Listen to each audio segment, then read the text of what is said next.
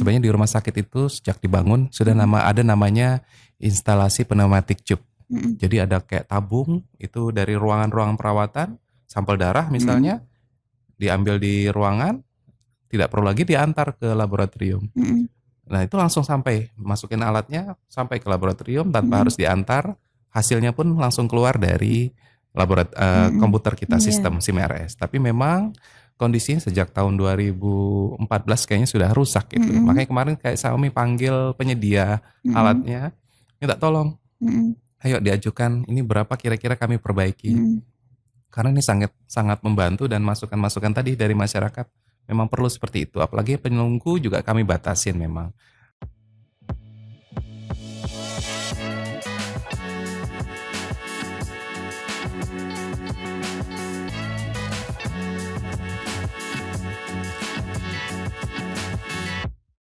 Selamat datang di podcast Diskominfo Passer ya untuk hari ini, dan tentunya bersama Mila sudah hadir di tengah-tengah kita narasumber yang kita tunggu nih. Sebelumnya ya Dr. Kamal, selamat datang. Untuk kehadirannya hari ini ya Dr. Kamal sebagai Direktur Utama di RSUD Panglima Sebaya. Ya, tentunya kehadirannya kami tunggu-tunggu nih karena beberapa yang lalu ada penghargaan yang tentunya sangat sulit diraih nih. Selamat dulu Pak ya kita ucapkan. Terima kasih Mbak Mila. Iya, tentunya untuk persiapan nih mendapatkan penghargaan seperti itu, kayak apa sih Pak rasanya? Iya, jadi memang saya jelaskan sejarahnya sedikit ya.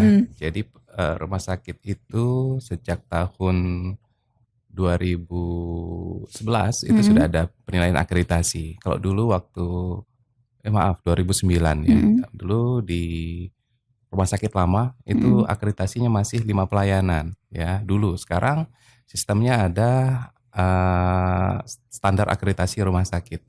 Tahun 2017 alhamdulillah kita juga sudah pernah mendapatkan predikat paripurna waktu itu di rumah sakit sekarang. Memang paripurna dalam hal ini masa berlakunya 3 tahun dulu ya. Itu jadi habisnya di tahun 2020. Ya, karena kondisi COVID waktu itu, kejadian COVID, akhirnya seluruh kegiatan-kegiatan offline, termasuk survei akreditasi itu ditiadakan dan dibuat perpanjangan akreditasi sampai akhirnya terlaksana kembali di 2022. Begitu sudah mulai longgar COVID, mulai ada survei-survei, dan kebetulan kami sebenarnya mempersiapkan itu sejak tahun 2022 untuk akreditasi. Ya, waktu itu berubah-ubah aturannya. Ada bilang sampai akhir 2022, tiba-tiba diperpanjang lagi karena memang aturan dari edaran Menteri Kesehatan itu 1 tahun setelah status COVID dicabut, seluruh rumah sakit wajib akreditasi. Nah, setelah 1 tahun dicabut, akhirnya ada keluar edaran baru lagi sampai akhir tahun 2023. Akhirnya kemarin di 2022 kami sepakat dengan tim di seluruh jajaran manajemen juga teman-teman di pelayanan, kita kejar ke rumah sakit kelas B dulu, ya, karena ini juga sangat berpengaruh terhadap kesejahteraan teman-teman. Akhirnya kita fokus di kelas B daripada nanti kita kelas C akreditasi, toh nanti akreditasi lagi, akhirnya kita B dulu, biar nanti sekalian akreditasinya. Alhamdulillah di Oktober 2022 kita berhasil meningkatkan kelas rumah sakit dari C ke B, ya, itu sebagai hadiah juga buat pemerintah daerah dan masyarakat. Nah, setelah itu akhirnya kita fokus ke akreditasi. Mulai di akhir tahun 2022 sampai pertengahan tahun 2023 kita siapkan. Tim-tim yang kita susun juga the winning team entah saat 2017 itu sebagian besar kita ambil lagi. Ayo teman-teman kita gabung, kita buktikan lagi bahwa kita bisa merebut kembali standar akreditasi paripurna. Akhirnya tim-tim termasuk kolaborasi dengan teman-teman yang baru, dengan semangat yang luar biasa, akhirnya kita berani maju ajukan di Oktober awal kemarin. Dan ini juga tidak lepas dari dukungan penuh dari pemerintah daerah, Pak Bupati, dengan Dewan Pengawas. Akhirnya kita berkolaborasi, beberapa dinas terkait juga kita ajak untuk membantu. Dan itu yang alhamdulillah Senin lalu pengumumannya, kami mendapat akreditasi paripurna tingkat tertingginya dari Komisi Akreditasi ya. Rumah Sakit KARS. Iya, tentunya untuk mendapatkan itu tidak mudah. Betul. Upaya apa sih Dok yang dilakukan ya untuk pihak rumah sakit? Upaya pertama yang jelas kita konsolidasi internal dulu ya. Konsolidasi internal, kita buat semacam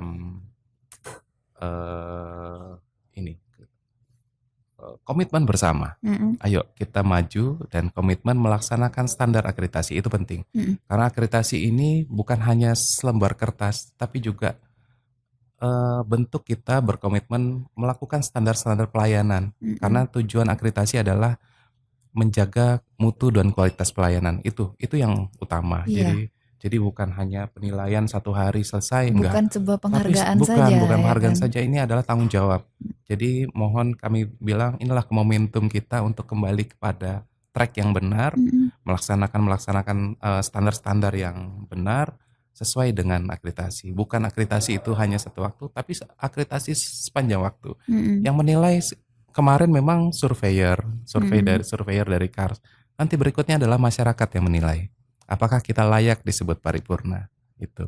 Jadi selain konsolidasi internal, komitmen bersama, kami juga tetap meminta bantuan dari narasumber luar, pendampingan apa yang kadang kita ini ada saja yang terlepas dari mata kami atau apa.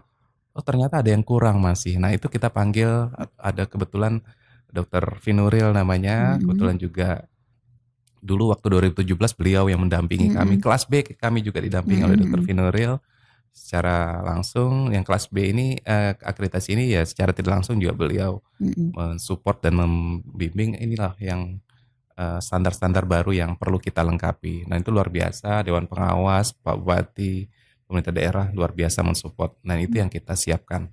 Semua standar-standar termasuk yang dinilai adalah fasilitas ya, standar pelayanan. Standar pelayanan bukan hanya yang tertulis, tapi aplikasinya dibuktikan, dinilai, ditanya itu ke pasien, apakah sudah kenal dengan perawat atau dokter yang merawat.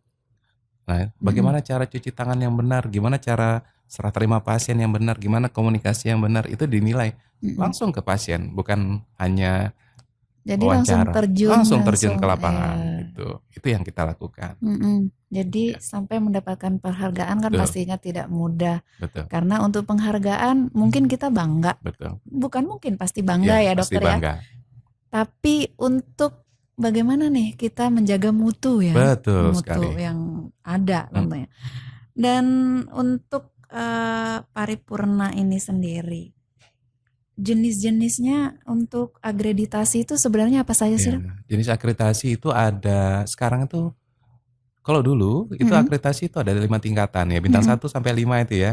Kalau sekarang tuh sampai tidak lulus pun ada. Jadi kalau tidak lulus akreditasi ya udah nanti remedial ada penilaian ulang bisa. Tapi kalau tingkatan ya pertama tidak terakreditasi, memang tidak layak untuk terakreditasi. Yang kedua pratama, madya, utama dan paripurna yang sekarang. Yang paling tinggi ini paling tinggi paripurna, di bawahnya utama. Nah itu yang tingkatan-tingkatan akreditasi. Jadi sekarang itu kenapa wajib akreditasi? BPJS juga mewajibkan. Nah begitu kita rumah sakit tidak terakreditasi, BPJS putus kontrak kerjasama. Itu kan bermasalah luar biasa itu dengan pelayanan, dengan masyarakat. Gitu. Tentunya sangat banyak sekali ya untuk mendapatkan akreditasi, manfaatnya juga. Manfaatnya luar gitu biasa. Ya. Tentunya untuk masyarakat kita lah. Dimana kita sekarang kan sesuai moto nih dokter, Pasirmas. Betul. Iya kan, untuk mensejahterakan. Ya. Sejahtera kan bukan berarti masalah ekonomi aja. Dengan kesehatan juga harus sejahtera. Nah, di situ. Dan respon masyarakat sendiri nih dokter, untuk hal kadang kan untuk gimana nih namanya kita ibarat rumah, ada aja kekurangannya ya dok. Betul sekali. Itu untuk masuk respon dari masyarakat tuh ada sendiri ya dok? Ada sendiri kanal. Jadi kita ada tempat pengaduan masyarakat. Jadi termasuk juga secara online via WA ada, secara langsung pun datang ke rumah sakit unit pengaduan ada.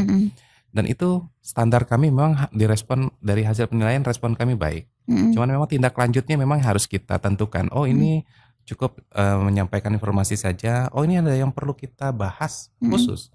Kita audit namanya. Nah itu ya hasil audit nanti yang akan kita sampaikan ke pelapor. Itu yang kita lakukan. Jadi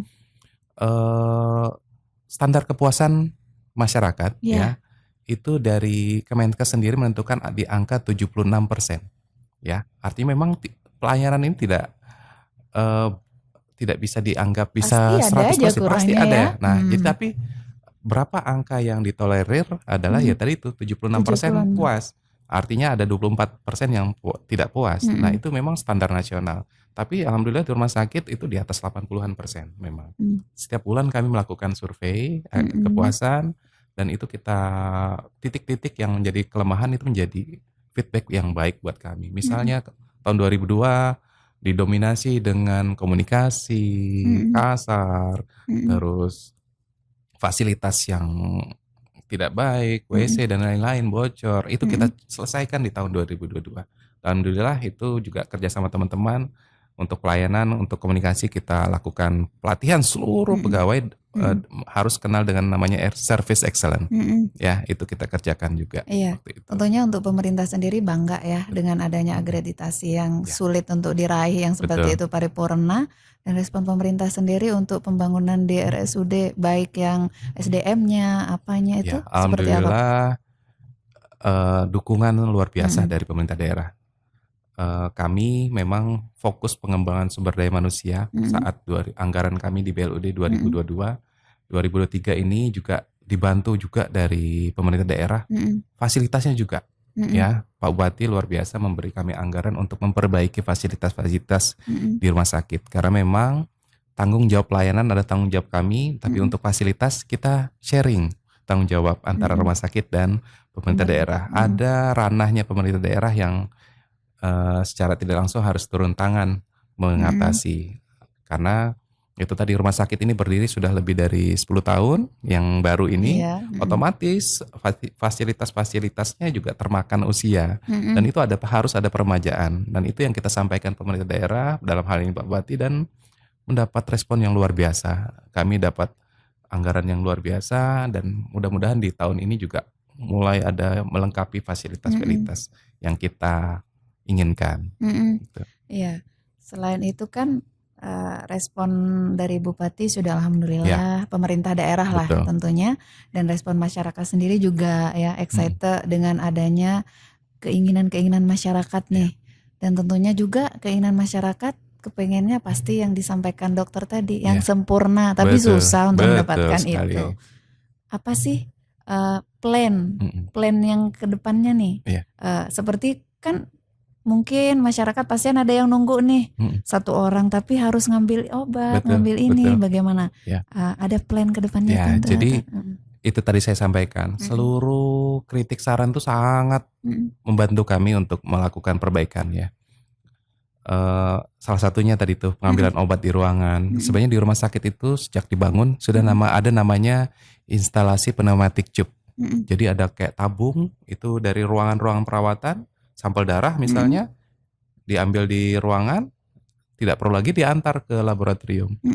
Nah itu langsung sampai, masukin alatnya sampai ke laboratorium tanpa harus diantar, hasilnya pun langsung keluar dari komputer kita, sistem SIM-RS. Tapi memang kondisinya sejak tahun 2014 kayaknya sudah rusak gitu. Makanya kemarin kayak Xiaomi panggil penyedia alatnya, minta tolong, ayo diajukan ini berapa kira-kira kami perbaiki. Karena ini sangat membantu, dan masukan-masukan tadi dari masyarakat memang perlu seperti itu. Apalagi penunggu juga kami batasin memang. Apalagi waktu COVID bahkan luar biasa ketatnya kan. Nah sekarang sudah mulai longgar, 1-2 pasien boleh nunggu. Berkunjung pun kita sekarang, dulu kita tutup waktu COVID, sekarang sudah mulai kita longgarkan. Karena memang ya pasien tuh sembuh karena ada yang besuk ya, support. Kalau dia sendiri di rumah sakit itu psikologisnya juga terganggu. Otomatis itu. Iya otomatis. Jadi yang seperti tadi pengantaran obat itu mudah-mudahan dalam waktu dekat kita bisa perbaiki. Termasuk juga waktu tunggu rawat jalan yang jadi momok sebenarnya buat masyarakat ya. Kenapa ngantri datang dari pagi, terus pulangnya sore ya, apalagi yang bekerja repot itu, apa ngantar orang tua. Itu juga kita coba perbaiki mulai dari pendaftaran online, nggak perlu lagi daftar ke rumah sakit. Terus jadi bisa datang sesuai dengan, oh saya kira-kira daftarnya nih nomornya 20-an, sekian, nanti lah nggak iya. usah pagi-pagi datangnya, agak siang saja.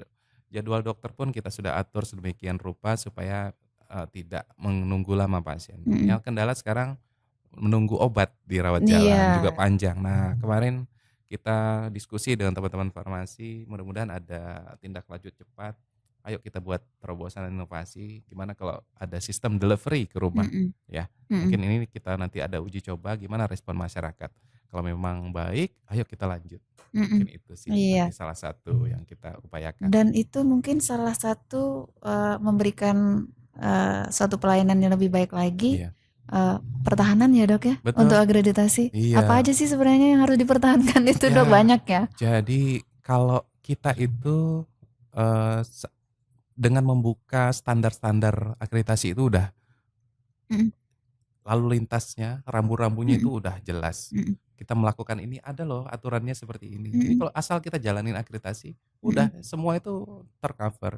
Jadi saya bilang teman-teman, ya itu tadi, akreditasi ini jadi hari-hari kita, bukan hanya saat penilaian. Itu yang membuat kualitas mutu pelayanan akan dengan sendirinya akan mengikuti. Jadi alur kita lakukan sesuai dengan apa tupoksinya itu gitu sudah ya diatur dok ya? oleh Kemenkes, cara komunikasi dan lain cara pelayanan itu sudah ada semua. Jadi tinggal kita kerjakan komitmen itu. Gitu. Iya, jadi kita menjaga akreditasi dengan komitmen melaksanakan dengan, standarnya. Iya, standarnya itu. Dan tentunya juga ini dok, sebenarnya apa sih yang belum nih di RSUD yang harapannya dokter nih, apa yang belum nih atau hal-hal yang diinginkan? Pasti dari kritik dan saran ada nih yang sama pemikiran dengan dokter atau apa gitu.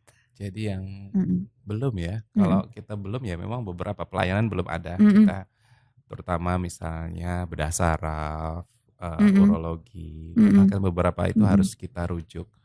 Tapi memang jantung sementara kita memang kebutuhan masyarakat tinggi. Jadi di 2022 itu saya minta kerjasama dengan Rumah Sakit PPU, kebetulan dokter jantungnya kunjungan. Akhirnya itu juga luar biasa antusias masyarakat untuk dapat pelayanan.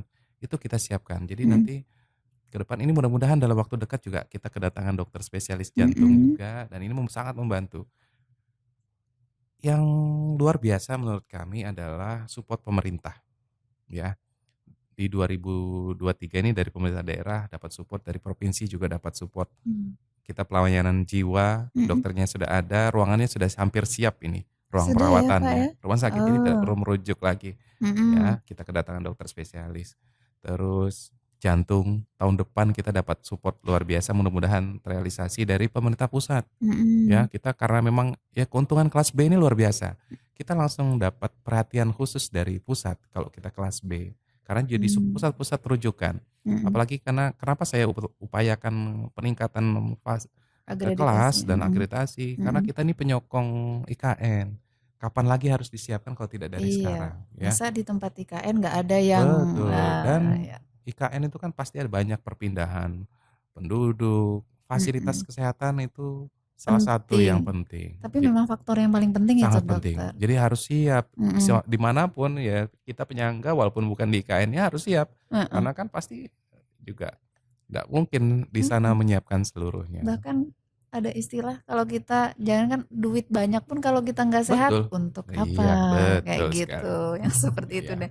Pokoknya good luck aja kita ucapkan untuk sudah mendapatkan penghargaan yang seperti ini, dan pertahankanlah ya, kita harapkan untuk yang kayak gitu. Dan saat ini masih kembali dengan pertanyaan lagi nih dokter. Biasanya nih sebagai dokter ya kan melayani bermacam-macam aneka pasien. Kadang mungkin bisa juga ya kita tensi bisa tensi. Dan itu sebenarnya kan untuk memberikan pelayanan terbaik salah satu supaya kita mendapatkan akreditasi.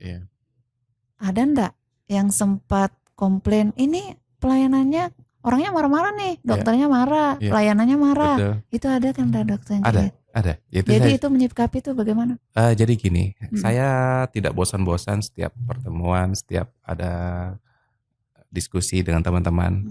Tolong, namanya kita pelayanan kesehatan, memposisikan diri kita sebagai pelayan. Kalau itu kita memposisikan dengan benar, maka akan tidak ada namanya sikap kasar. Karena psikologis pasien, keluarga pasien itu sudah sakit.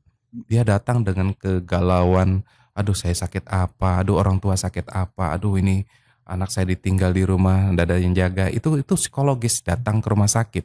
Mereka membawa masalah mereka ke rumah sakit. Dan kita dari sisi pelayanan semestinya punya toleransi yang luas, punya rasa empati, simpati yang lebih lah. Memang harus banyak ngalahnya saya bilang. Karena mereka posisinya dalam kondisi sakit, tanda kutip ya. Mau itu pasiennya atau keluarganya. Jadi sangat disayangkan ada kejadian-kejadian komunikasi yang tidak baik atau malah kasar.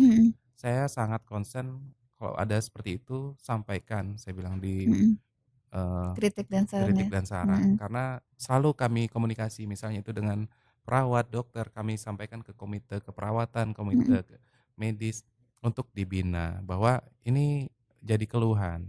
Bukan kita merasa pasien itu kan kadang mungkin tidak tersampaikan saja dengan baik informasi itu, jadi mereka pun bisa salah paham. Kita menyampaikan baik pun kadang bisa dianggap salah karena memang kondisinya psikisnya sudah sakit. Kita yang memposisikan kembali sebagai pemberi pelayanan. Jadi sebagai pelayan itu yang penting sebenarnya. Iya. Kadang kan memang mungkin pihak rumah sakit sudah menyampaikan, mungkin ini sudah sakitnya luar biasa, tapi lambat menangani karena ada mungkin faktor lain ya, faktor siapa tahu masih ada yang dirawat sebelumnya, dokternya masih nunggu. Ya biasanya seperti itu sih dok. Itu yang sering kejadian. Jadi wajar ya, saya pikir masyarakat tuh namanya sakit pengen cepat segera diatasin. Cuman memang yang perlu masyarakat juga tahu, sumber daya kami juga bukan terbatas sekali sih ya, ada yang terbatas. Misal di rawat jalan, kami memang sudah atur waktu minimal kedatangan itu sekitar jam 10, itu minimal dokter harus ada. Kalau dokternya ada 2, 3 ya penggantinya harus datang duluan. Atau yang kalau sendiri memang diatur jadwalnya yang benar baik. Terlebih kadang yang satu orang saja spesialisnya. Jadi beliau tuh dokternya harus kadang sudah datang, teman-teman itu sudah datang jam 6, jam setengah 7, sudah datang ke rumah sakit supaya nyempatin visite dulu. Terus ke poli, kadang juga harus operasi dulu atau menangani pasien-pasien gawat dulu, itu yang kita utamakan. Tapi ya itu tadi, sebenarnya informasi saja disampaikan memang ke keluarga bahwa dokternya ya tidak bosan-bosan, saya bilang petugas menyampaikan. Kadang kan pasien ini juga perlu kepastian ya. Pastian, nanti dokternya datang jam segini karena masih ada pasien gawat di ruangan, pasien rawat di ICU atau ada operasi darurat. Itu kan harus kita jelaskan, kita sampaikan, harus tidak bosan-bosan. Jadi dengan itu pasien juga pasti mendapat kepastian, nanti dokternya datang jam segini. Tapi kalau untuk memaksakan segera datang kan namanya rawat jalan ya, tidak ada kondisi yang darurat. Kalau memang perlu cepat ya IGD sebenarnya. IGD memang tapi ya ditangani oleh dokter umum dulu, pasti nanti dikonsultasikan ke dokter spesialis. Banyak sekali yang dikonsultasi spesialisnya langsung datang kalau memang kondisi darurat. Seperti itu sih, Mbak. Seperti itu ya. Ya tentunya masyarakat juga harus perlu tahu karena kita memang SDM-nya masih kurang ya. Betul. Ya, ada beberapa yang masih kurang. Tentunya yang spesialis bedah atau apa yang kayak gitu kan. Nah, karena yang sering kita dengar yang seperti itu, betul, wajar saja. Iya. Dan di sini dok juga biasanya kita dalam menghadapi situasi yang seperti itu, dokter sebagai dirut ya, otomatis kan nggak langsung tahu, paling disampaikan gitu ya. Apakah dokter langsung terjun? Saya karena saya dasarnya kan pelayanan ya, fungsional ya, jadi saya langsung kontak dengan teman-teman langsung. Atau memang ini harus diaudit nih, saya bilang saya perlu tahu kronologisnya. seperti apa. Jangan sampai tanda kutip hanya mendiskreditkan teman-teman kami. Kadang kan ada juga yang tanda kutip dia kita ini standarnya seperti ini tapi minta berbeda dari standar. Nah, itu juga kadang membuat dilema di teman-teman pelayanan. Misalnya saya minta langsung dioperasi padahal puasanya belum cukup, seperti itu. Kalau saya seringkali turun, misalnya ya ke ruangan-ruangan misalnya, terutama di bagian saya di ruang bedah misalnya, ya saya langsung tanya kepala ruangannya itu ada apa sebelum ini diaudit. Sekedar saya tahu kadang yang pelapor pun langsung ke saya, sering tidak sedikit itu langsung nelpon saya, datangin saya. Saya bilang saya terbuka kapan saja, mau ditelepon di WA. Tapi kalau telepon kadang enggak bisa ya di WA saja, nanti pasti saya akan respon. Ada kadang ini hanya cukup di bagian humas yang merespon. Biasanya saya teruskan itu, tolong ditindaklanjuti. Atau yang pelapor saya kasih nomor tempat